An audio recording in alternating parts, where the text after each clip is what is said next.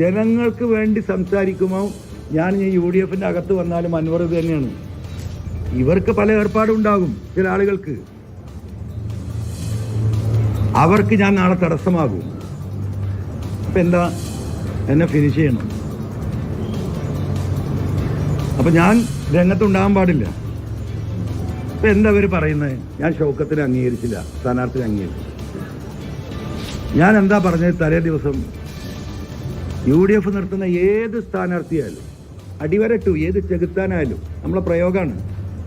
ചെകുത്താൻ എന്ന് അത്രയും ഘട്ടത്തിൽ നമ്മൾ പ്രയോഗിക്കുന്ന ആരായാലും നിർബാധം എന്നർത്ഥം വരുന്ന വാക്കാ. ഞാൻ പറഞ്ഞതല്ലേ, 5 മാസമല്ലേ എന്നെ ഈ വാലിൽ കെട്ടി നടക്കുന്നു. ഞാൻ എന്നെ UDF കൂട്ടണമെന്ന് പറഞ്ഞു പോയതല്ല. UDF ഉത്തരവാദിത്തപ്പെട്ട നേതാക്കന്മാർ എൻ്റെ കൂടെ വരണമെന്ന് പറഞ്ഞതാ. അതിന് മുൻകൈ എടുത്തത് ബഹുമാനപ്പെട്ട കുഞ്ഞാലിക്കുട്ടി സാഹിബാണ്. നിങ്ങൾ ഒറ്റയ്ക്കല്ല ഇനി പോരാടേണ്ടത്. ഈ നാട്ടിലെ അടിസ്ഥാനപരമായ പ്രശ്നങ്ങളാണ് നിങ്ങൾ പറയുന്നത്. നിങ്ങളെ കൂടെ ഞങ്ങളുണ്ട്, നിങ്ങളിങ്ങനെ ഒറ്റയ്ക്ക് പോരാടി മരിക്കേണ്ട വ്യക്തിയല്ല എന്ന് പറഞ്ഞ് UDF സഹകരിച്ച് പോകണമെന്ന് പറഞ്ഞത് അദ്ദേഹമാണ്, അദ്ദേഹം മാത്രമാണ്. ഇന്നും അദ്ദേഹം ഇതിനു വേണ്ടി ശ്രമിച്ചുകൊണ്ടിരിക്കുക. അറിയോ നിങ്ങൾക്ക്? അങ്ങനെ പോയതാ ഞാൻ.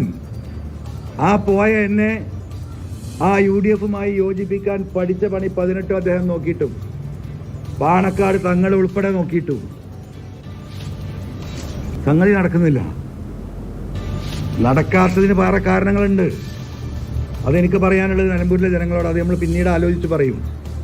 അപ്പോൾ ഞാനിന്ന് അദ്ദേഹത്തോട് ഇന്നും പറഞ്ഞു, ദയവായി എനിക്ക് വേണ്ടി ദയവായി നിങ്ങൾ ആരും കാല് പിടിക്കരുത്. കോൺഗ്രസ് നേതൃത്വം ഒറ്റക്കെട്ടായി നിൽക്കുന്നു. UDF ഞാൻ വരണം. നിങ്ങൾ കാണുന്നുണ്ടല്ലോ,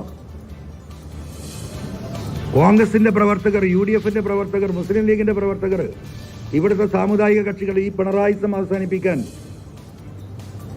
അൻവറിനെ കൂടെ നിർത്തണം, ആത്മാർത്ഥമായി സത്യസന്ധമായി എന്ന് പറയണം. അതിൻ്റെ പേരിലാണ് നമ്മൾ നിന്നത്. ഇപ്പോഴും ഒരു തലയും പാലും ഇല്ല.